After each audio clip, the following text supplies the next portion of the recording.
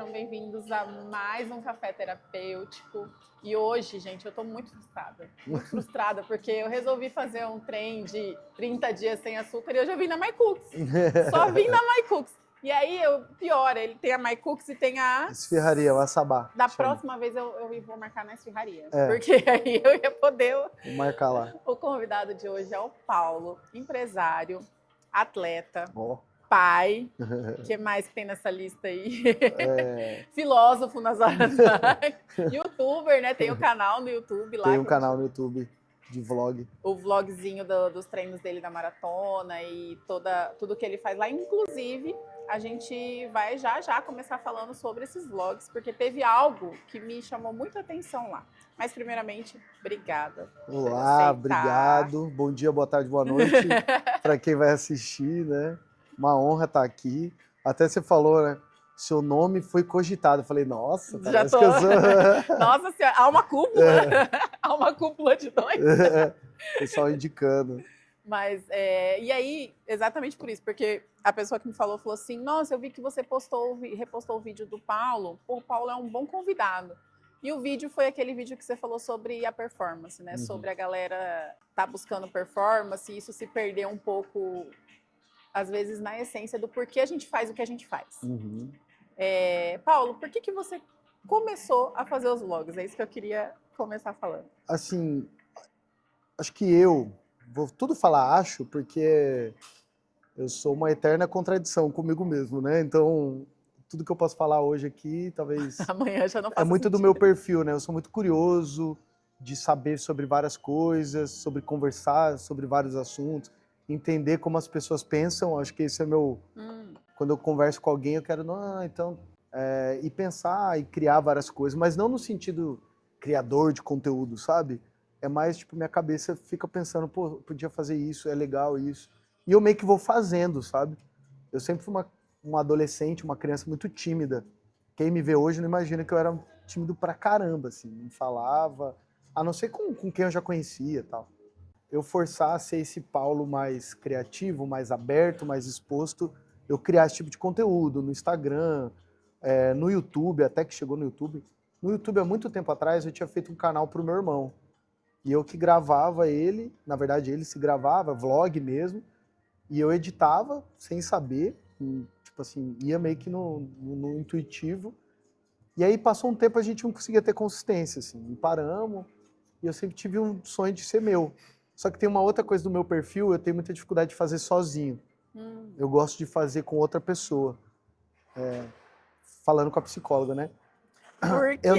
Eu não sei até que ponto é autoestima, tipo, receio de fazer sozinho. Tipo assim, autoestima, coragem de se expor sozinho, porque aí a responsabilidade de tudo é sua. Ou se realmente ter esse espírito colaborativo de tipo assim, vamos junto, sabe? Acho que é meio que um pouco dos dois até, né? Até hoje. De repente. Porque eu não... meio desapegado, assim. Até em questão financeira, se o canal monetizar, vamos junto, vamos dividir. Eu meio desapegado com isso. Mas acho que o canal surgiu no momento que eu falo, cara, eu preciso criar algo. Eu até comentei num dos vídeos, né? Que é o Paulo, que tem muito problema com acabativa, né? Eu sou muito bom de começar as coisas, mas eu tinha dificuldade de terminar as coisas. Apesar de muitas coisas na minha vida eu ter terminado, graças a Deus. Mas eu sempre senti essa sensação de não terminar. Empolgação no começo e depois... Depois, de alguma forma, eu acho que até por isso fez eu ser esse cara que trafega em muitos assuntos, mas nem todos os assuntos é tão profundo assim. Então eu já fiz educação física, que era a faculdade da minha vida, assim. Parei por outras escolhas que eu fiz também, por ser imaturo, jovem e tal. Aí depois fiz teologia, porque eu vivia muito minha bagagem inteira foi cristã na igreja, então fui líder dos jovens, quase cheguei a ser pastor da igreja e tal. Então, pastor de jovens, então tudo... Eu ia, só que essa sensação eu tinha muita dificuldade, tipo, putz, não acabei, eu fui meio que largando. Hoje eu acho que eu tenho uma outra compreensão de pensar que o ciclo nem sempre precisa ter um fim específico, né? Você fez, entregou o que tinha que entregar, segue pra próxima. E aí o canal surgiu nesse momento, sabe? Tipo, cara, vou criar algo que não necessariamente vai ter um fim, mas ele vai funcionar como uma terapia para mim. Tipo, é um momento meu, algo meu, ninguém tá me ajudando, sabe? É algo que é meu mesmo, vai ter a minha estética, vai ter a minha falha, a minha dificuldade, vai ser eu ali. E eu comecei a fazer. E tem toda aquela vergonha, né? Porque você posta uma coisa no Instagram, seus amigos falam, ah lá, tá tudo blogueiro. E aí você fica tipo assim, cara, não é por isso, né? Eu não quero ser blogueiro. Eu só quero compartilhar as coisas que eu tenho, que eu penso, que eu acho. E aí o canal no YouTube, como ele é mais nichado, a pessoa para assistir um canal, ela tem que dedicar mais tempo do que o Instagram, né? Então acho que isso me ajudou, uma espécie como se fosse um blog antigamente, né?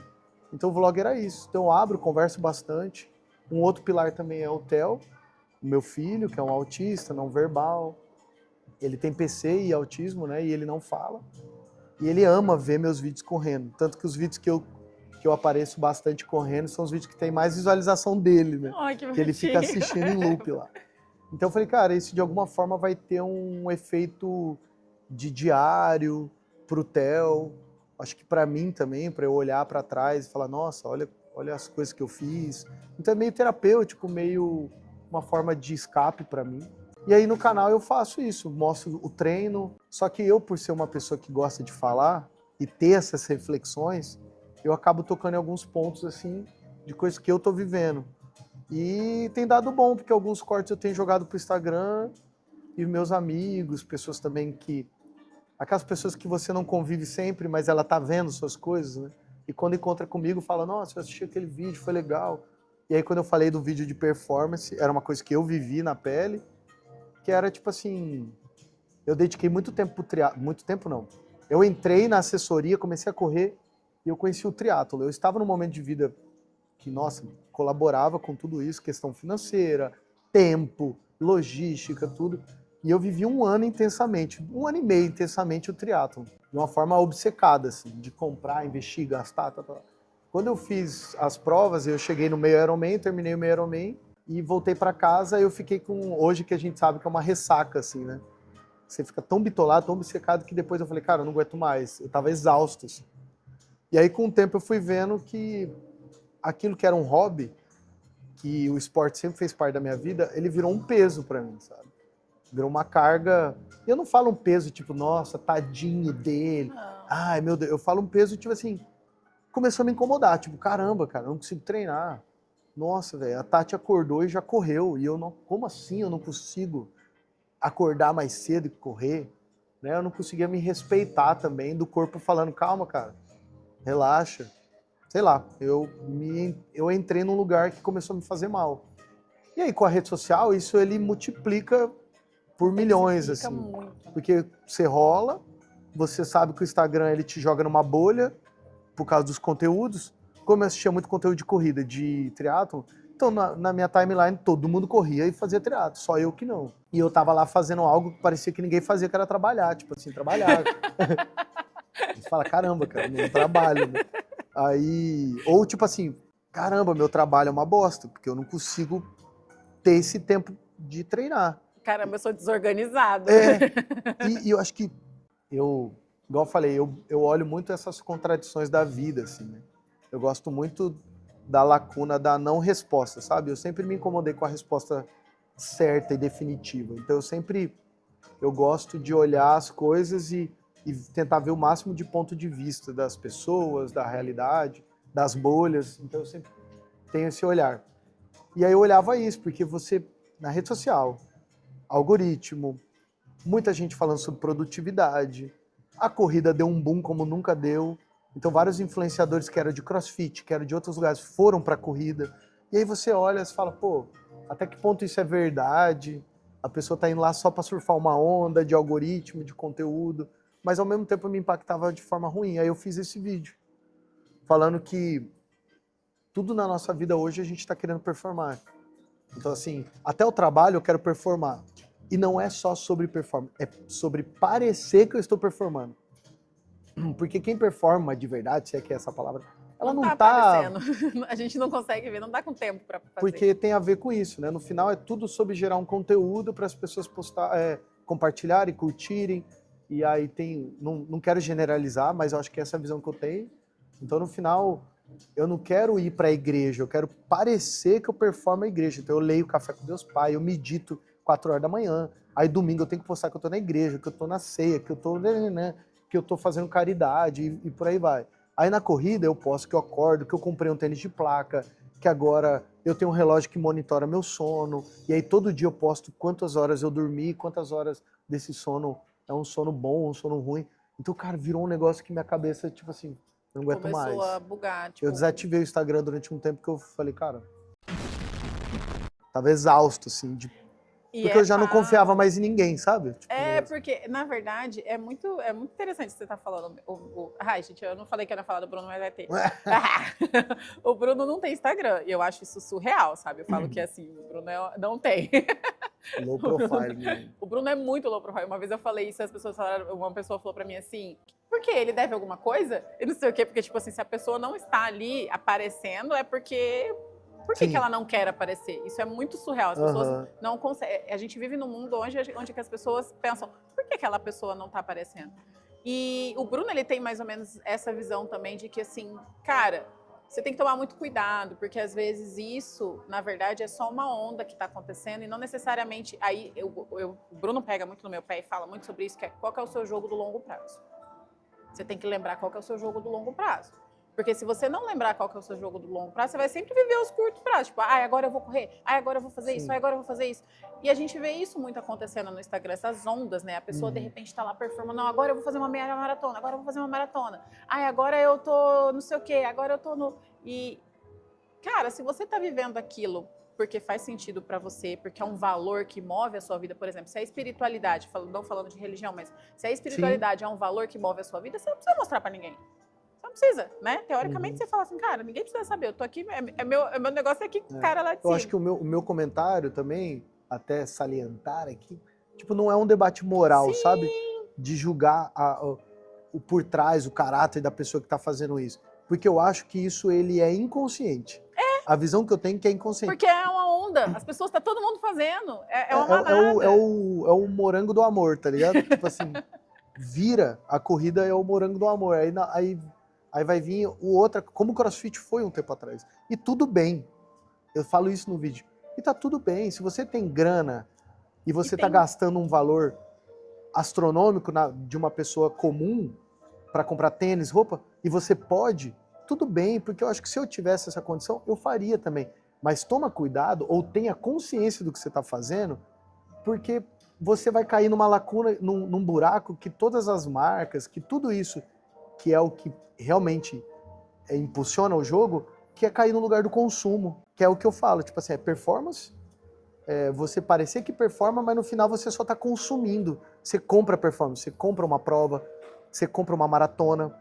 Tanto que a pessoa falando da experiência, né? A pessoa já não quer fazer uma maratona qualquer. Eu não vou fazer maratona aqui em Campo Grande, na minha cidade. Eu quero fazer no Rio de Janeiro. E tá tudo bem, de novo, não é um julgamento moral, mas você vê que, tipo, tem uma coisa ali que a pessoa tem que colocar que é uma coisa de parecer. Tem que ser no Rio, tem que ser em Berlim, tem que ser uma major. A pessoa já não consegue dar um valor para uma corrida, que é o que é a corrida, que é sair e correr. Que é aquele movimento ali do presente, eu tô ali. É isso que importa. Eu conheço pessoas que correm que ninguém nem sabe. Porque correm por correr. Tipo, é que a gente estava conversando antes, né? Não tá na bolha do Instagram, não tá na bolha das assessorias, que a gente sabe. E não é um problema você estar na bolha, desde que isso não cause um impacto na sua cabeça. Do tipo, peraí, porque eu cheguei num momento também na corrida em que ela começou a me gerar ansiedade. Sim. Ansiedade no sentido de, tipo, puta, eu não entreguei meu treino. E aí eu ficava mal-humorada em casa. E aí eu dava patada nas pessoas. E eu falava, porra, não tô conseguindo entregar, mas pera, não é pra performar. Isso aqui era pra... Você pode, não tem problema nenhum. É legal se isso faz sentido pra você, mas entenda que isso, eu sempre falo, né? Eu não sou atleta profissional. Nem vivo disso, nem longe, entendeu? Nem influência tem. Sim. Então, assim, isso aqui pra mim é um hobby que sim, alinha com todas as outras coisas da minha vida. Eu sou uma pessoa muito melhor, porque aquilo que a gente estava falando, né, que você falou, tem a empresa, tem filho, tem ex-mulher, tem todo um contexto que entende que para você o esporte faz parte de um Paulo mais saudável. Sim. houve esse tempo, então, que a corrida, ou o esporte, fez que o Paulo ficasse meio tipo, peraí. Sim. Aí o recalcular de rota. É, eu sempre fui, igual eu falei para você antes de começar a gravar, eu sempre fui do esporte. Cresci nesse ambiente de esporte. Acho que até pela estrutura ali, homem, né? Aí vai jogar bola. Eu joguei bola até tantos anos. Não tinha um sonho de ser jogador, igual muitas pessoas têm, porque eu sabia da minha entrega. O que eu sempre brinco com todo mundo, todo esporte que eu treino, que é, fiz o crossfit, eu fiz luta, muay thai, na minha adolescência, juventude, até que eu fui pro crossfit, aí do crossfit fui pra corrida.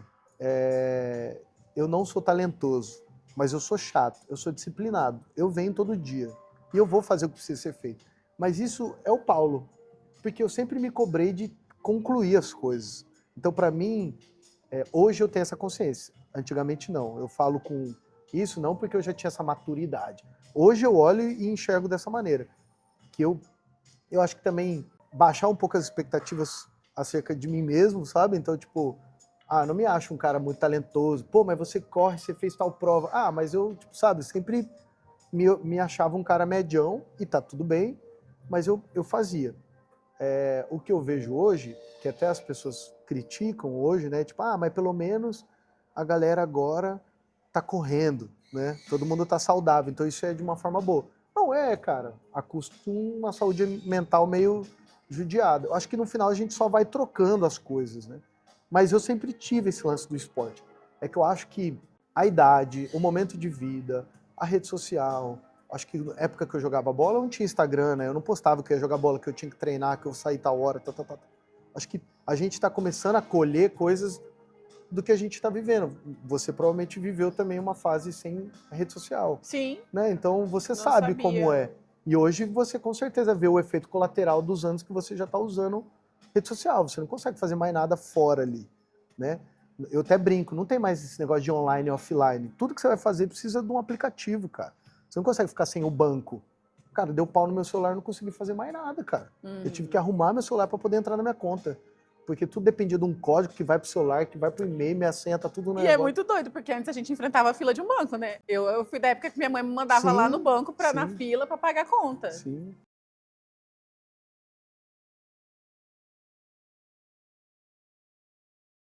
Eu acho que a gente está vivendo esses efeitos colaterais e a gente está se encontrando como geração, tanto geração Z, a galera tá, todo mundo que está vivendo, a gente está vivendo um momento de transição assim, de mundo mesmo, e a gente está se encontrando de novo, sabe? Quais são os pontos inegociáveis da nossa vida? E nesse mesmo momento a gente está experimentando tudo, sabe? É corrida, é legendários, é café com Deus Pai. Eu vejo esses movimentos, o quanto esse movimento de pertencimento está agarrando todo mundo, porque está todo mundo querendo viver, porque eu converso com um monte de gente, mas eu não consigo sentar e prestar atenção na Tati. Eu prefiro que ela me mande um texto aqui, porque eu respondo quando der. Mas agora parar e ouvir e falar, entendi. Isso gasta tempo, né? Isso você precisa. E eu acho que as pessoas, por ter essa falta, aí você que é psicóloga vai responder melhor, né? Acho que esse buraco tá fazendo as pessoas encaixarem nesses lugares, seja corrida, triatlo. Só que cada um vai achando um jeito. Tipo, o que eu vejo que aí a performance entra não é só sobre correr o que vai me fazer bem, que é óbvio. É correr e fazer um Ironman. Tipo, sabe? A pessoa já tá, tipo, ela dá um all-in fudido, sabe? Tipo, aí você fala, caramba. E eu lembro porque eu fiz a minha corrida de 5, de 10. Eu não quero, igual eu falei, eu não quero cagar regra, sabe? Eu acho que quando eu falo... Cada um faz o que quiser da sua vida, cara, mas... porque eu acho assim, de novo, eu sou uma contradição completa eu fiquei obcecado, por isso que eu tô falando. Mas teve um Eu episódio não passava com a Tati. tempo com meus pais, eu falava, hoje não vai dar pra ir porque eu tenho um treino chave. E meu pai tá cagando pro treino chave. Tipo assim, que treino chave é esse? E você tá vivendo uma bolha ferrada, sabe? E aí, tudo bem, continua o seu treino, mas tenha consciência do que você tá fazendo. Que você está gastando R$2.000 num tênis de placa de carbono. Cara. Sendo que você corre num pace de 6,30. Eu tô te julgando? Não, cara. Mas é tipo assim, tem necessidade? Não tem, então quer dizer que você está gastando para parecer, não tem a ver com performance, tem a ver com parecer que você vai correr melhor com tênis de placa, sendo que você não precisa. Exato. Mas você sabe que isso, na verdade, talvez, eu não sei se é da maturidade ou de tempo de internet. No episódio da Tati, a Tati falou que logo quando ela começou, tipo, no Instagram, ela falou, cara, me perdi um pouco ali. Porque era, né, a demanda de, tipo, de poder de influência e viagem. Ela falou, nossa, hoje eu não faço o que eu fiz lá atrás, de, tipo, viajar para ir lá para uma experiência com a Nike, para fazer tal coisa. Não faço. Porque faz sentido isso para mim hoje. Porque exatamente isso. Peraí, dei uma despirocada. Não tá legal, eu não tô fazendo direito. Essa é uma linha muito tênue. E hoje você tem empresa, TEL e esporte. E mais outras coisas, né? Mas vamos colocar os principais. Sim. O que cada uma te ensina? Eu acho que um dos maiores aí é o TEL, porque o TEL ele vem num momento de vida meu que eu era muito jovem, eu idealizava demais ser pai. Sério? Hoje eu tenho essa consciência, né? Eu sempre quis ser pai novo, pro meu filho eu consegui não ter um abismo de geração com o meu filho, poder entender do videogame, poder saber do que ele tá conversando. Você já era casado? Não, mas eu comecei a namorar muito jovem, e eu já queria ter filho. Então logo que eu casei, 1 ano de casado, eu fui pai. Então eu casei com 20 anos de idade. Caraca. Numa bagagem cristã, então você namora, toda essa questão. Comecei a namorar com 16 anos, casei com 20, 21 fui pai. Quando eu me encontro como pai, eu falo assim, você tá maluco, você não tinha noção do que era ser pai. Obviamente que eu não tinha, mas eu vi o quão idealizado era. E até olhando de uma forma assim, talvez um lado bem mais reflexivo, mais profundo, talvez eu buscava ser pai para parecer mais maduro também. Talvez por causa de autoestima, por causa de um monte de coisa, né? Então eu sempre tentei construir chegar nessa idealização. Não era carro, não era dinheiro, ostentação, era ter uma família. E eu acho que até pela bagagem cristã, enfim. Então quando eu chego e quando eu tenho um filho, e além de ter o Theo era uma criança atípica, então o Theo nasce, ele tem uma complicação respiratória, ele quase morre. Então eu com 21 anos tendo que lidar com uma criança na UTI entubada durante 15 dias. Então, tipo, hoje eu olho para trás e tento lembrar daquele momento, eu acho que eu tava tão em êxtase que eu não tenho noção do que eu senti naquela época, sabe? Eu posso tentar falar, mas, sei lá, eu acho que era uma dor muito pesada para a pessoa que eu era, assim. Enfim, aí depois que o Theo sai, eu descubro o diagnóstico dele, as limitações dele, ele não fala. E aí eu acho que muda tudo, sabe? O Paulo que queria família, ou o Paulo que queria família não, mas o Paulo queria um carro. Deixou de fazer sentido uma casa grande, deixou de fazer sentido um carro do ano, sabe? O meu objetivo foi meu filho falar, andar. As minhas angústias deixaram de ser sobre outras coisas e passaram a ser quem vai cuidar do meu filho quando eu não estiver aqui? E se um dia eu faltar? Então, e são angústias que, considerando o meu papel como homem também, eu acho que o mal do homem, você sofre em silêncio tudo isso, né? E aí essa dificuldade de não fazer terapia, de não desabafar, então eu fui descobrindo um Paulo mais sensível, assim, sabe? De poder falar das minhas dificuldades, das minhas falhas. Acho que até por isso, quando eu olho hoje com 33 anos, eu olho as coisas, eu sempre procuro essa contradição da pessoa que ela quer parecer forte, mas na verdade ela está escondendo alguma coisa. Então era o Paulo, muito forte. Eu lembro que eu não chorava quando meu filho estava no UTI. Eu não conseguia chorar, porque eu não poderia passar essa imagem de um cara fraco, assim, sabe? E doido, né? Isso tudo sozinho. O que me ajudava é que, por ter crescido na igreja, dado todas as considerações, as críticas às igrejas, os modelos de igreja que eu tenho, mas em alguns momentos eram bons porque eles abriam esse ambiente para você poder acolhedor, né? Botar para fora algumas dores, algumas angústias, então isso ajudava. E isso teve uma fé também muito maior, fez eu ter que encontrar um Deus que quando a fé que eu tinha num Deus cristão, antes do Theo, entrou em crise, né? Eu falava, opa, peraí. Porque o Theo era uma contradição total na religião, né? Era uma criança que não fala, que... Cara, como que Deus pode deixar uma criança assim, né? À mercê do mundo. Então, só que aí hoje eu aprendi que, tipo assim, que eu acho que foi a minha maior lição. Não é sobre o Theo. É sobre uma comunidade de crianças como o Theo. Então hoje eu escuto um barulho, eu vejo um tipo de pessoa, eu sei que aquela criança é autista. Não falo assim, nossa, mas eu falo assim, eu já tenho essa sensibilidade. Coisas que essas pessoas eram invisíveis para mim. Não por preconceito, mas porque você não vivia. pelo cotidiano, né? Então eu acho que coisas na nossa vida acontecem que não é sobre a gente. E o Theo fez isso comigo. Opa, Paulo, não é sobre você. E também a beleza de você tirar, a beleza de você entender que a vida não é sobre você, é sobre o seu umbigo. É o contrário, é você tendo que abrir mão de ser quem você é, dos seus desejos, dos seus sonhos, planos. Né? Ah, eu queria ser... Eu abri mão para meu filho ter uma qualidade de vida melhor, né? Por exemplo, eu poderia receber uma proposta de ir embora para Campo Grande. Isso é bem negociável para mim. Eu não saio de Campo Grande porque eu não vou ser um pai ausente para meu filho. Eu quero ser um pai presente.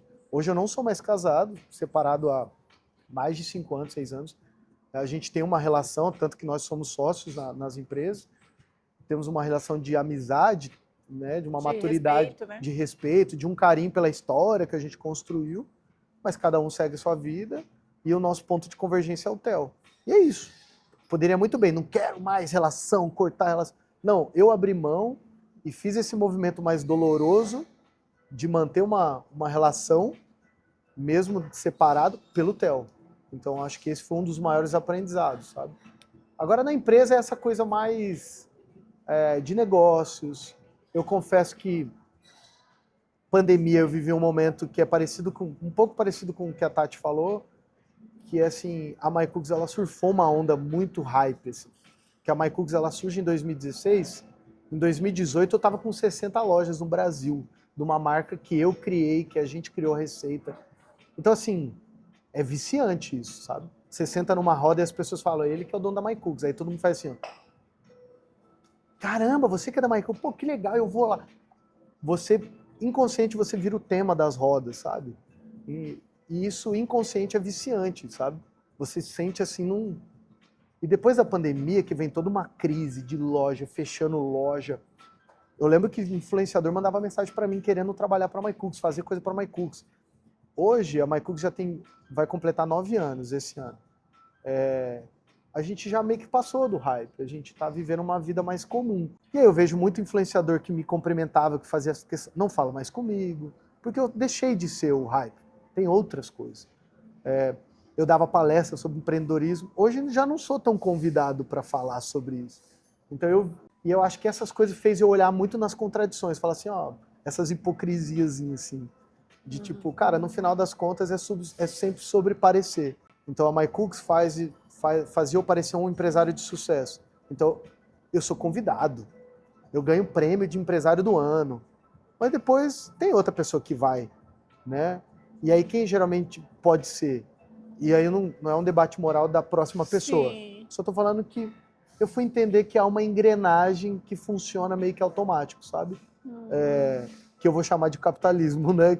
E não é as minhas críticas ao sistema, do jeito que funciona, né? Que é isso, vai acabar, o seu esporte ela vai te empurrar para um consumo, a sua empresa você só funciona se você parece que está bem, então se você tem 10 lojas, você é legal, agora se você tem 2, a pessoa já olha... Tá ruim, hein? Tá indo ruim, mal. E não sabe da sua vida, não sabe nada. E eu parei de querer ser grande também. Cara, eu e a Natália conversamos e falamos, a gente quer ter uma vida assim, não vale mais a nossa saúde mental. Até porque o preço de ter umas 60 lojas... Era isso. A gente não via mais o dinheiro dando um impacto na qualidade de vida, mas era mais nessa coisa, quase que um popstar, assim, sabe? Era o... Na minha bolha do empreendedorismo. Era aquela coisa, não sei se é ego que a gente pode dizer, mas também. era aquela coisa assim do tipo, nossa, eu sou... De novo, houve um movimento mesmo da MyCooks que, tipo, chegou a virar franquia. Nós temos uma franquia. Hoje a gente encerramos as franquias. Hoje nós temos lojas próprias e os franqueados que ainda estão na rede. Mas a gente fez toda uma transição. A gente tem um canal agora de B2B, que a gente vende os cookies que são vendidos aqui, assados na hora. A gente está produzindo em forma industrial. Então ele vem embaladinho e a gente coloca em outros pontos. Tem algumas corridas que a gente ganha. Então a gente tem outros movimentos. A gente criou uma outra marca, que é a Sabá, que é uma esfirraria, que ela já vem desse outro momento, Dom Paulo e da Natália mais maduro, mais machucado também, sabe? Mais calejado. Então, porque como a gente era novo, tudo era lindo, sabe? Cara, pô, tudo que você... todas as decisões que você toma, parece que você acerta em todas, né? Até que você vive essa fase de errar tudo. Aí você fala, caramba. Então, acho que tudo isso fez eu refletir em todas as áreas da minha vida. Como pai, como um bom filho, na igreja, no meu relacionamento novo, no meu namoro. Então, outra vida, na corrida. E aí eu tento passar isso até no próprio canal. Cara, é o Paulo. Se uma marca quiser me patrocinar, obviamente que eu vou aceitar o patrocínio e vou fazer. Mas saibam que aqui eu não ganho nada. Então aqui é totalmente orgânico. Mas obviamente que se uma marca me pagar para eu continuar gravando, vai ter um outro motivador. Não se iludam, sabe? Não se iludam que minha rotina... igual a Karine falou, que tá gravando a gente, falou que a gente vive numa bolha, né, cara? Uma bolha de classe média, que pode correr, que pode não sei o quê. Mas gente que não é da nossa bolha vai olhar e falar, cara, o cara paga R$1.000 num tênis de placa de carbono? Por quê? Pra quê? E aí eu comecei a me criticar. Até que ponto, Paulo, você realmente precisa? Você pode? Então compre. Mas banque também essa discrepância, né? Essa incoerência. Banque essa contradição sua. Agora, não dá uma de migué. Não vai querer dar um discursinho raso, tipo assim, é porque é produtividade, porque esse tênis, ele tem uma espuma. Para, cara, tipo, sabe? Tipo, obviamente, você tá comprando um tênis. Tanto que, pô, muitos amigos meus, e aqui, de novo, não é uma crítica ao caráter das pessoas, mas que tá começando a correr, ele vai lá e compra um Alpha Fly, que custa R$2.500. A gente sabe que Pra não tem quê, essa né? necessidade. Mas ele pode. Então, beleza. Então, assuma que você pode, beleza. Agora, não vem pra mim passar um discursozinho que você tá... que pra mim não cola mais. Então, eu acho que esse Paulo maduro, ou sei lá, ele tá se encontrando. Então, eu já tô... É um filtro, né? Que eu acho que eu não tô me escondendo mais disso. É que com o tempo também a gente vai... Eu acho que esse filtro, ele... Eu não gosto de dizer que é só com a idade, porque eu conheço pessoas que são mais novas, que têm essa maturidade, já têm esse senso crítico. Mas a gente passa por uns filtros na nossa vida e pelas experiências que a gente vai vivendo, paternidade, empresa, que chega uma hora que você fala, não, isso aqui já não faz sentido, será? Ou não, isso aqui, eu tô sendo contraditório, mas tô a fim de bancar essa contradição, entende? Uhum. Eu acho que vai muito desse lugar do momento que a gente está vivendo, do momento que eu estou vivendo, eu dou conta, eu consigo bancar isso. Eu tenho uma professora que falou para mim uma vez, né? Olha, você tem que bancar o seu desejo. Uhum. E bancar o nosso desejo, ele tem um preço. Uhum.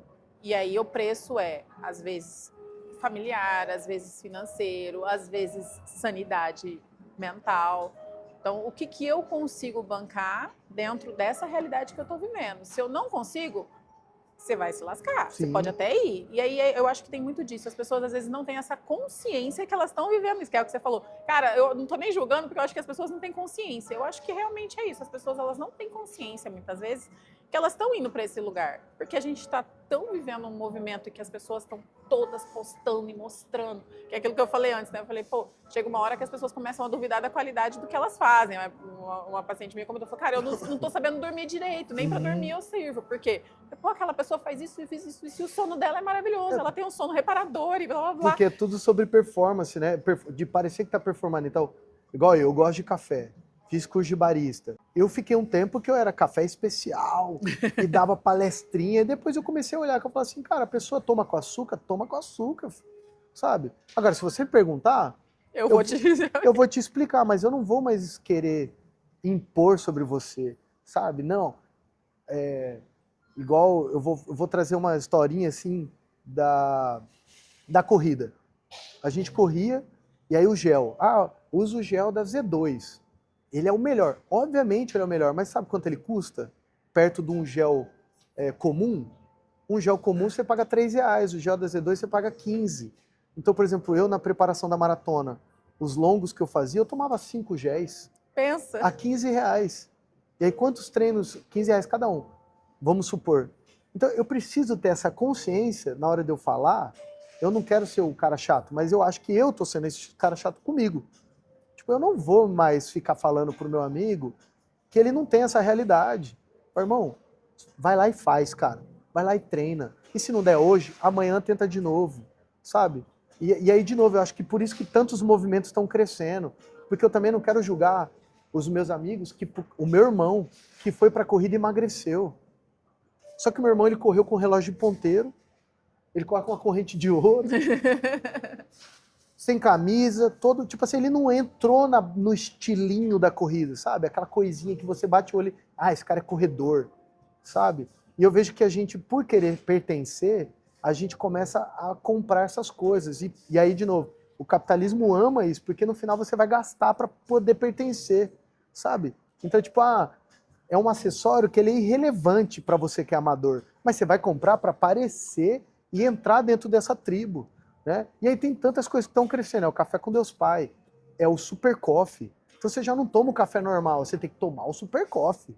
Se você não toma o super coffee, você não é cool, você não é legal, não tem essa parada.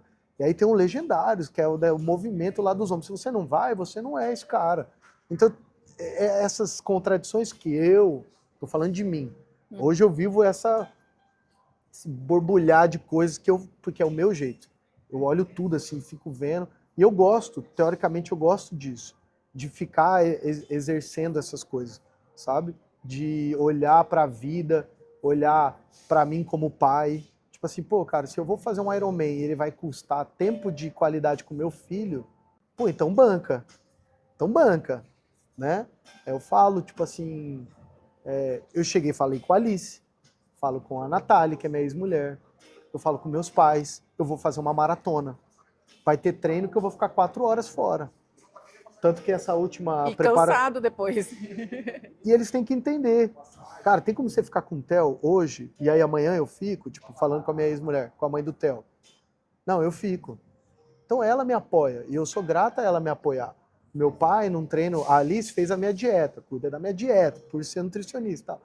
Meu pai, ele fez um treino comigo de 38 quilômetros, um longão que eu fiz chave, foi o último. Eu corri até Terenos, praticamente. E não chegou a voltar, né, mas eu passei de Terenos. Meu pai foi com carro, levou tudo, levou câmera para gravar o vídeo pro meu vlog. Então, assim, tem toda uma estrutura. E aí eu não posso achar que uma pessoa que talvez não tenha a mesma condição de vida que eu tenho, vai chegar lá e fazer igual, vai fazer melhor, ou tem que bater a meta. Mas eu falo que eu sou essa contradição porque eu tinha uma meta para bater, eu queria performar. Falei, essa maratona eu quero performar. Eu me dei um tempo só para correr, para organizar minhas ideias. Agora eu vou escolher uma prova para ativar aquele Paulo obcecado, porque de uma certa forma também me faz bem. Quando eu fico nesses momentos mais obcecados, quando eu termino, eu ganho alguns aprendizados. Tipo assim, a minha alimentação melhora. Então, eu não quero mais voltar à alimentação que eu tinha. Eu posso até comer fora, mas eu logo volto. Porque aquilo já passa a ser o comum para mim, né? Então, tipo, as outras coisas tanto da alimentação, sono também. Eu era esse cara que ficava até tarde, porque à noite era o meu momento de paz. Meu filho dorme, aí eu falo, não, agora eu vou assistir minha série. Então eu comecei a me preocupar em dormir melhor, comer melhor. Eu ficava muito tempo sem comer. O treino, o horário que eu vou treinar. Então esses hábitos eu vou ganhando. Que aí mesmo agora eu tô fora de competição, né? De uma prova-alvo. Prova-alvo. Então eu tô tranquilo. Mas eu ainda continuo tentando me alimentar bem. Aqueles hábitos. Só que eu já baixo a guarda, né? Eu fico tranquilo. Não controlo mais minhas compulsões que eu tinha por doce, né? Enfim. Mas eu vi um vídeo esses dias que falava sobre isso, que é assim, a gente tem o objetivo e tem o valor. E aí o objetivo é completar uma maratona. O valor é manter um corpo saudável e uma mente saudável. E isso a gente ganha. Quem corre, ou até a gente puxa muita sardinha para corrida, mas assim, Sim. Em outros esportes, até você que foi do CrossFit, é muito parecido, né? Acaba sendo, ou a corrida destoa muito, tipo assim, não, a corrida o pessoal é muito doido. Eu acho que a corrida parece porque ela é maior. A corrida, antes de dar esse boom que a gente fala, ela já era um esporte muito consolidado, né? Ela é um esporte muito consolidado, tanto que teoricamente é mais fácil, né? Só pegar um tênis e ela tem provas maiores, mais estruturadas, que já tem muitos anos. O CrossFit, por exemplo, é algo novo. Já tem um tempo, mas até um tempo é novo perto da corrida. Mas eu, quando era do CrossFit, era a mesma coisa. Eu tive que comprar o tênis do CrossFit. Quando eu vi, eu tava me vestindo igual a galerinha do CrossFit, que é um short aqui, tal. Esse negócio de treinar e ter que tirar a camiseta. Porque tinha algumas algumas coisinhas que você vê que é do grupo, né? Como da corrida, do triatlon, a mesma coisa. O triatlon tinha bicicleta. Só que eu comecei a olhar, que eu falava assim, cara, se eu não tiver consciência disso, eu vou me perder. E eu não tenho condição de errar, porque eu não sou rico. Então não tenho condição de errar, de ficar investindo, gastando dinheiro com bicicleta, com um monte de... Tem gente que pode, vai. Que se eu tivesse, eu iria também. Então, são detalhes. Que A pessoa, hoje, para você fazer uma prova de Ironman, você vai gastar mais de 10 mil reais tranquilamente. Não é só a inscrição. É a inscrição, é o tempo de preparação, é a sua alimentação, é a bicicleta, são as manutenções que você tem que fazer. Pô, quem que tem esse dinheiro hoje em dia, assim, Não, vamos lá, né? Então, se você vê que uma pessoa faz 4 provas de Ironman num ano, pô, essa pessoa ela é muito fora da curva. Não só por ser boa como atleta, mas por ser... A estrutura dela também. E eu não tô falando mal dela, só tô Sim. dizendo assim, pô, beleza, então eu não posso me comparar com ela e achar que eu vou ter o resultado dela. Eu posso até ter, mas vai me custar muito mais coisa. caro. E aí é aquela coisa, tô disposto a bancar esse preço, né? Porque eu não sei hoje, é que eu não sou muito do triatlo, mas houve uma questão do triatlo em que muitas pessoas que já são aposentadas ou Sim. que já que estão no triatlo. Por quê? Porque tem o tempo, tem a questão financeira e tudo mais. Mas eu queria te perguntar uma coisa que você falou assim, eu tive toda uma estrutura para maratona, né? Pessoas, e você sabe que essa estrutura foi pontual, então também existe isso, né? Será que essa estrutura vai estar sempre disponível para que eu faça o que eu quero, para que eu, né, tipo, vou lá fazer... Porque a gente sabe que eu tenho super apoio em casa também. As meninas entendem, Bruno entende, né? Mas também não dá para exigir da galera que eles vivam o meu sonho. Sempre, né? Como que é isso para você? Você consegue hoje olhar para isso e falar assim, não, isso aqui é pontual, ou não? É tipo, galera, agora eu preciso, vamos lá. Eu tive essa reflexão há umas semanas atrás, mais forte, que eu tava até correndo com o Vitor da REC, né? E aí eu comentei com ele. Porque ele tava falando disso também. Eu conversei com a Letícia, tal, que eu precisava correr, que eu queria treinar e fazer o conteúdo, mas eu não, por eu ser homem, eu não queria deixar ela sozinha trabalhando ali, tal. Aí eu falei assim, cara, e isso é muito difícil para nós homens, porque a gente quer que a estrutura esteja pra gente, mas a gente não quer ser estrutura pro outro, né? Então era isso que eu me preocupava. E por isso veio também essas outras pausas que eu comecei a ter do esporte, que é tipo assim, é muita arrogância minha esperar que toda vez a minha mulher, minha namorada, minha mãe, minha tia, vai o tempo todo ficar disponível para fazer maratona, triatlo, pô, vai ter hora que a Alice quer correr a prova dela. E ela quer eu full time como staff, não? Tá bom, vamos fazer junto, só que aí eu vou lá, corro para não sei quanto e ela corre para tanto. Não, cara, vai lá, amor, hoje eu tô aqui com você, eu vou lá, vou ficar de staff. Você quer que eu gravo? Você quer que eu segure suas coisas? Né? Eu acho que ali é um aprendizado maior que eu agora tenho consciência e agora eu quero tentar colocar em prática, porque uma coisa é eu falar também aqui. E é olhar, falar, não, que prova que você quer fazer? Vamos, eu tô com você, eu vou te ajudar. Ou igual agora, que ela tava fazendo medicina. A gente morava junto, ela foi embora para outra cidade para poder fazer medicina. Cara, tamo junto. É isso. E para mim me custou muito. Eu acho que foi a partir dali que eu comecei a ter esse tipo de pensamento. Eu falava, cara, é muito fácil você cobrar a pessoa, sendo que a pessoa está o tempo todo disponível para você, mas quando ela faz um movimento que é para o sonho dela, você não quero mais. Então eu comecei a entrar no outro nível de maturidade meu ali, justamente por isso. E aí eu jogo isso para corrida, para as outras áreas, porque era isso mesmo, né? Essa estrutura, principalmente agora, depois que eu terminei a maratona, eu falei, caramba, porque não é fácil. Pô, meu pai teve que acordar 4 horas da manhã comigo, sabe? Depois de um dia de trabalho normal que ele teve. Ele, não, vamos, né? Graças a Deus que eu tenho uma família que é mais assim. Mas né? é a sua realidade, não dá nem para comparar Sim. com a realidade. Mas eu entendo que vai chegar esse momento onde eu vou ter que me doar também, de tipo, não, cara, não vou. Mas eu queria muito fazer a maratona tal. Cara, não vai dar, deixa para ano que vem, porque agora você tem que dedicar ao Theo, você tem que dedicar ao Theo no sentido assim, mais tempo agora para ele, porque ele tem terapia para fazer. E se você tiver que abrir mão de alguma coisa para ele poder fazer, você vai ter que abrir mão. E por aí vai. Então acho que esse daí é essa sensibilidade de olhar essas coisas e poder mudar que é o desafio. É o desafio, acho que muito na paternidade, né? Na maternidade tem muito isso. E quando você também é empresário, eu acho que acaba tendo isso. Porque às vezes é isso, você viveu esse momento, né? Tipo, uau, yes, tudo pra mim. E aí, de repente, nossa, cadê todo mundo aqui, né? Tá, Sim, então sou eu.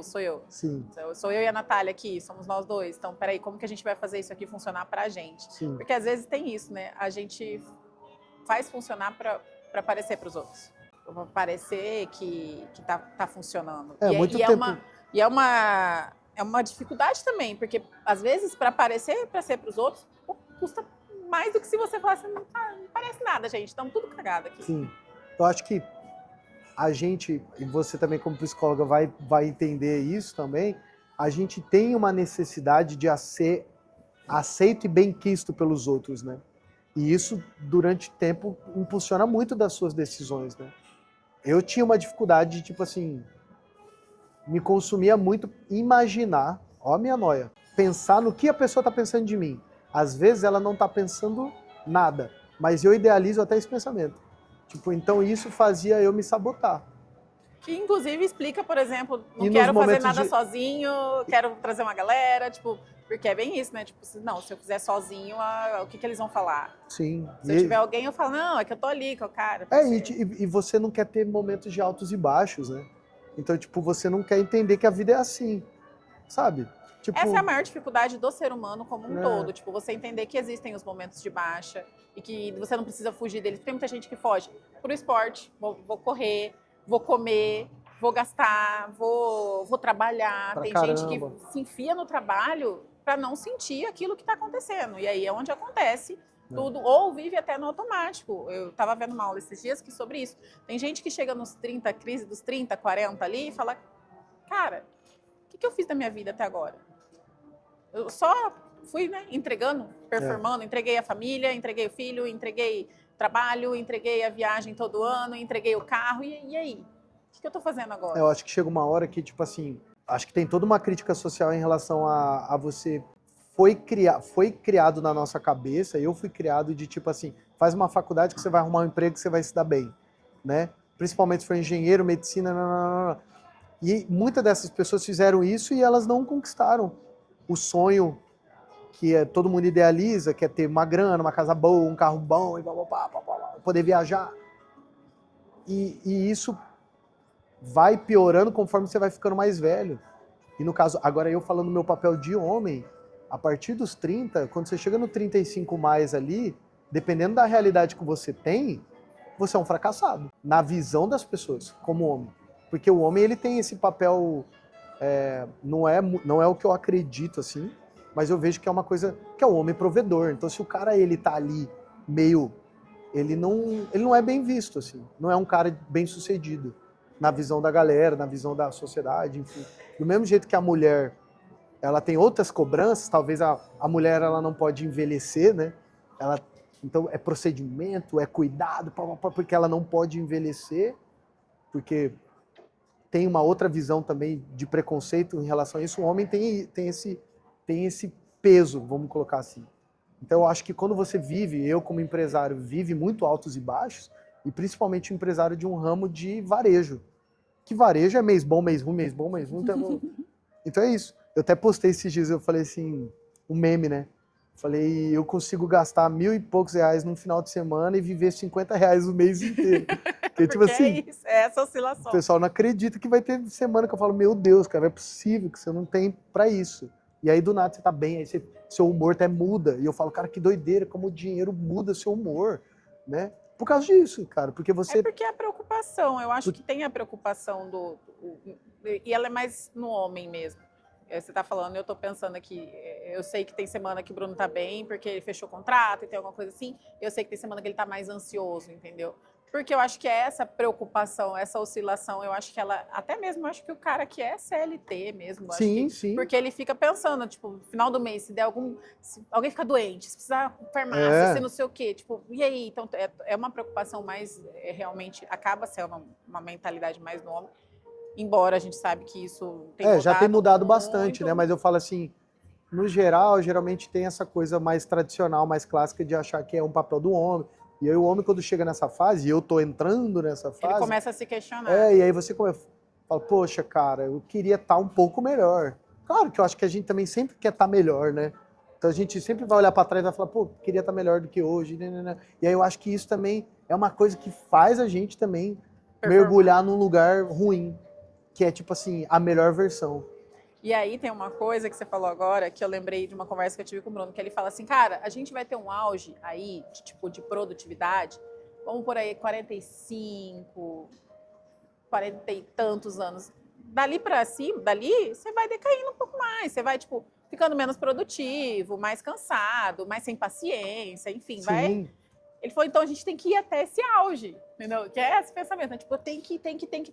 Foi uma pergunta que eu fiz para minha psicóloga um dia. Eu falei, cara, até onde? Até onde eu vou com isso?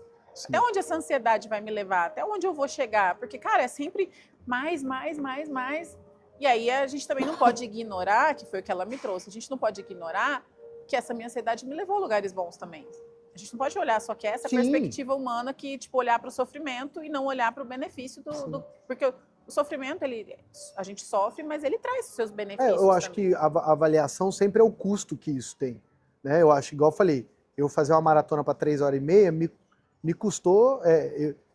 Eu fui obcecado e fiz algumas coisas ruins, mas eu consegui bater a meta. Mas qual foi o custo disso? Então é o aprendizado que eu faço que na próxima maratona eu posso melhorar para não me custar tanto. Claro que tem um custo, né? E isso na realidade de coisas mais importantes do que uma corrida, né? Na vida de um filho, do pai. Uhum. Então eu vejo essa questão da melhor versão. O exercício que eu faço para mim, quando eu converso até com a Alice, porque a Alice ela tem um outro momento de vida que eu. Sim. A gente tem momentos diferentes. E isso se choca quando a gente está junto. Porque eu já vivi uma coisa de conquistar coisas boas e depois dar uma estabilizada e ver aquela coisa mais linear. Ela tá naquela fase que ela tem que conquistar. Tá que a sociedade, né? Obriga ela a... Não, eu tenho que... Então, ela quer as coisas. Ela tem essa ambição do jovem, né? Ela não é muito mais jovem que eu, mas ela, por estar nesse momento de vida, de não ter filho, de não foi casada, então... Ela tá naquela ambição de tipo, putz, eu quero mais, eu quero um carro, eu quero ganhar mais, eu já tô tipo assim, pô, eu já tive um carro assim, eu não sei se eu quero mais do que isso. Mas uma coisa eu não abro mão, eu quero ter um tempo de qualidade com meu filho, eu não quero que falte nada para as terapias do Theo, eu quero poder descansar, poder ter tempo de férias, eu quero poder dar uma qualidade de vida para meus pais. É outra categoria de preocupação, sabe? E aí o que eu faço é olhar para a minha realidade material. Porque senão, eu tento falar isso com a Alice com todo amor e carinho, né? Para ela não achar que eu tô matando o sonho dela. Porque, tipo assim, amor, não adianta eu sonhar com uma parada que quando eu olho para a minha realidade material, ela não faz sentido. É igual eu sonhar que eu vou ter uma Ferrari. Tipo, o meu trabalho nem me permite eu ganhar um dinheiro que eu vou pagar uma Ferrari. Ou eu sonhar que eu vou morar num prédio de 10 milhões de reais. Eu não tenho, meu negócio nem banca isso aí. Agora, se o cara permite, igual ela, pô, você vai se formar como uma médica. Você vai conseguir, a partir da sua realidade como médica, você vai saber o quanto você vai ganhar, e dependendo da sua especialização, quanto você vai poder ganhar, você vai poder sonhar, projetar seu sonho. Senão, cara, você vai ser uma maluca. E eu sou um maluco. Mas é exatamente isso. Meu negócio é ter um Porsche. Eu falo, pô, cara, eu tenho uma loja de cookies, uma cafeteria. Uma cafeteria não paga um Porsche nem a pau. Então, senão, eu fico me iludindo.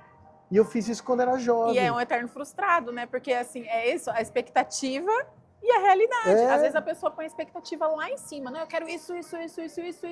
Tá, mas calma, dentro da sua realidade. Pode isso. E aí eu canalizo a minha ambição. Tipo assim, eu sou um cara ambicioso, eu quero mais, eu quero ter uma coisa melhor. Mas dentro da minha realidade. Ou dentro de coisas que eu posso fazer, igual tem a MyCooks. A MyCooks surfou uma onda muito boa. Hoje ela é mais estável, menos lojas, mas eu tenho mais qualidade de vida em relação ao que eu tinha antes. Aí hoje a gente abriu a Sabá, que ela vem com outra satisfação. Ela é menor, eu até brinco, né, que a MyCooks ela é um adolescente. Então ela é mais rebelde, mas eu já sei a personalidade dela, eu já sei o que ela faz, o que não faz.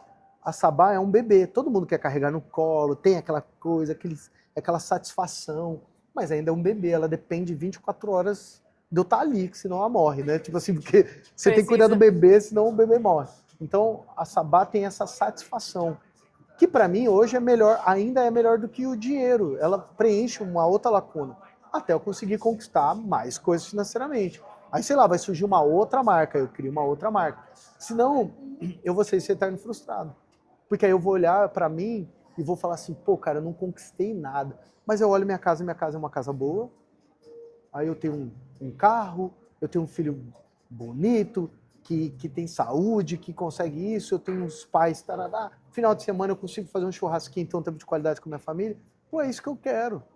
Só que eu não quero mais viver aquela preocupação de, putz, pelo amor de Deus, posso perder tudo. Acho que é esse lugar que eu quero chegar, que eu acho que é o que todo mundo quer, de uma falsa estabilidade ali, mas acho que para mim não é nem estabilidade, eu quero previsibilidade. Eu quero uma coisa mais previsível para mim. Eu não tô mais, acho que até por ter amadurecido mais cedo com filho, com tudo, eu não quero mais correr risco igual eu corria antes, sabe? Nossa, e a pessoa é empreendedora? Então. Porque o empreendedor, Acho que até por isso que a gente deixou de ter o tamanho que a gente tinha. Porque era um risco muito maior, né? Agora é como se fosse um risco mais calculado. Sim, com certeza, eu acho que essa é a ideia. Claro que forças maiores aconteceram. Mercado, Sim. muita coisa aconteceu, de ruim, decisões também equivocadas. Só que eu me peguei muito, assim, me maltratando. Tipo, putz, cara, eu era esse empresário, parece que você não pode errar, né? E hoje eu tenho consciência das decisões que eu tive que foram boas, das pessoas que foram abençoadas pela Mãe Cooks, das pessoas que estão com a gente até hoje e são abençoados com isso, e que estão com a gente, que a gente constrói algo junto, mas que me dá essa qualidade de vida. É porque, na verdade, eu não gosto muito de usar essa palavra, mas acaba sendo isso. Tudo que a gente faz é meio que tem um propósito, né? Um propósito ali para que seja para servir, que seja para dar um bem-estar, enfim. Paulo, chega um momento em que 3 horas de podcast, parece um flow. Chega uma hora que a gente vai falar sobre valores. Quais são os valores, né, das pessoas? Porque eu acho que isso é o que norteia a nossa vida. A gente ter os valores bem alinhados. E aí eu queria fazer essa pergunta entre essas versões do Paulo. O Paulo empreendedor, o Paulo atleta, e o Paulo pai, e o Paulo homem. Quais são os valores? Eles estão no mesmo patamar ou um valor acrescenta o outro? Como que funciona? Isso. É que esse cara pensando muito, né? Parece Maria Gabriela. Paulo por Paulo. O legal é que vai ficar gravado, né? A contradição em pessoa querendo definir uma palavra que semana que vem pode ser. Putz, acho que eu não sou mais estático, não põe lá, não. Troca lá, põe uma legenda ali. É brincadeira, não é? Mas é que, tipo assim, hoje eu tenho essa facilidade de mudar. Isso é uma qualidade. Eu hoje vejo isso como uma qualidade. A pessoa que consegue mudar. Eu tenho uma pessoa que eu sigo que ela fala assim: diante de novas evidências, eu não tenho problema nenhum de mudar. E eu gosto, igual eu falei, eu gosto desse choque. Igual eu, por ter uma base muito cristã, cresci dentro da igreja, quase assumindo como pastor, então era outra realidade. Aí hoje eu convivo com a Alice, que ela tem uma base de espiritualidade, mas é completamente diferente da minha, né? E aí, só que quando ela fala, eu fico admirado, assim, sabe? Porque eu quero saber como ela compreende Deus, o que é Deus na vida dela, se ela crê ou não crê, se ela não acredita, mas como que ela passa pelas coisas da vida que eu uso a fé para me ajudar, o que ela usa, né? Então eu gosto de saber isso, porque aí eu vou meio que fazendo uma construção também para você. Vou pegando aquilo lá. Eu acho que assim, é tudo em uma palavra ou não? Só não, pode ser. Cada um pode ter um valor ali de referência. Eu não sei se cada um eu vou ter uma coisa específica, né? Eu acho que com o Theo, como pai, é sensibilidade. Me ajudou a ser uma pessoa muito mais sensível com o mundo, com a vida. Me deixou ser essa pessoa mais paciente, muito paciente, compreensiva, assim, num nível muito que às vezes até tem que me cuidar. Porque aí de novo, a base cristã é um amor diferente, porque na base cristã, no evangelho, Cristo nos ensina que ele é um amor incondicional. E tem um versículo na Bíblia que ele fala que isso não depende de você, é dom de Deus. Você foi alcançado pela graça, é um presente que você não merecia, porque não depende de você, depende do meu amor, que é imenso. É por isso que Deus é simplificado como Deus é amor. Então ele é a materialização de um amor de verdade. Então me fez entender isso com o Theo. Porque o Theo não performa pra mim. Ele não é um filho que performa pra eu amar ele. Eu simplesmente... Mas tem um papel de responsabilidade meu que, assim, filho, eu não sou um pai perfeito, eu vou errar muito, eu não sei ainda como funciona o autismo, tô aprendendo, mas eu ainda tenho muita coisa para aprender, mas uma coisa eu prometo, eu não vou embora, sabe? Eu não vou sair daqui, eu vou ficar. Então, acho que falta isso em alguns casos com algumas pessoas, de relacionamento, da vida, que é tipo, cara, eu não compreendo, mas eu não vou embora, sabe? É diferente. Segurança, talvez. Né? Não é, claro, tirando todos os relacionamentos tóxicos, malucos, né, que você tem que ficar mesmo, sei lá, a pessoa sendo maluca. Não é esse caso. Mas é algo saudável, uma coisa comum. Cara, eu fico porque eu te amo, então eu vou exercitar ficando, continuando. Se você quer, eu vou ficar. Então acho que o Theo me ensinou a ser essa pessoa sensível e a entender esse amor que ele não precisa de performance. Então quase que um amor divino baseado na minha fé, né, que eu tenho. Agora, cara, com o atleta, eu acho que é ter paciência com o tempo, porque tudo na corrida você joga no tempo. Você não faz uma maratona em um mês, né? E não porque você não é competente, é porque o seu corpo precisa absorver esse tempo correndo, né? Tanto que no pior cenário dos seus treinos para uma maratona, ao invés de você fazer velocidade, o ideal é que você termine o volume de corrida, porque o seu corpo precisa absorver aquele tempo em cima da perna, né? Aquele desgaste. Então, isso fez eu entender que, tipo, cara, eu vou correr. E, de novo, eu até falei isso no vídeo que o Vitor grava, né? Que é o Paulo que termina as coisas. Eu tinha dificuldade com a corrida porque eu não conseguia ver final nas coisas. Eu precisava acabar. Então, sair para correr era uma dificuldade. Eu precisava correr Não, Paulo, você tem que correr daqui até lá 3 vezes. Ah, beleza. Meu psicológico, ele ativava. Agora, uma coisa muito solta, a corrida me ajudou a fazer isso. Há um Paulo que sai, põe um fone de ouvido, corre o volume que precisa correr, mas já organizando. Então, às vezes, eu nem sei o que eu preciso organizar na cabeça, mas eu vou correr quando eu volto. Tá organizado. Tá organizado. Ela não resolve nenhum problema, Sim. mas ela ajuda. Eu falo que a corrida é um encontro com a gente que a gente não consegue fugir. Minha cunhada falou para mim, Paulo, eu não consigo correr, porque eu preciso lidar comigo mesmo na corrida. Eu falei, e esse é o desafio. Muita gente não consegue correr, não é por causa de condicionamento. É porque chega uma hora na corrida que você entra num ritmo de cruzeiro que você tem que lidar com a sua cabeça. Você pode pôr música, pode pôr o que for, mas vai chegar uma hora que a música... Eu até falei isso num vídeo do canal, eu acho, que eu ponho uma playlist, eu vou correr igual, eu corri 38 km lá para Terenos. Eu fui correndo. Chega uma hora que a playlist, ela some do meu ouvido. Eu tô escutando, mas... fundo, né? Eu tô escutando, mas ela parece que ela fica... E eu vou para outra coisa. Eu imagino eu chegando, eu me emociono. Eu emociono imaginando o Theo me vendo correndo comigo, quando ele tiver, sei lá, 15 anos, 16 anos, eu poder fazer uma corrida com ele. Então, assim, é uma viagem tão maluca comigo que quando eu volto eu fico, putz, que massa. Parece que escapa, assim, sabe? Então, às vezes, até por isso o estresse que às vezes eu tenho por não correr. Que eu também tenho que dosar até que ponto é um estresse. Por exemplo, eu tava com uma dor na canela, ontem eu precisava correr. E, cara, não vou, cara. Não vai me custar vai valer, né? Eu tô com a canelite, tá bem, bem doloridinha, assim. E aí eu falei, cara, não é normal. Isso aqui não é normal. Só que eu fico ali, né? Putz, precisava daquele tempo comigo. Tem que postar o Strava. Eu tenho que colocar o Strava meu transparentinho ali. Porque até isso, né? E por isso que eu falo que parece que é uma contradição, mas eu falo porque eu vejo isso em mim, não vejo nos outros. Eu faço, né? Eu faço isso. Até que ponto é real, até que ponto eu tenho que postar porque eu tenho que parecer. Eu participo de grupo dos meus amigos que treinam.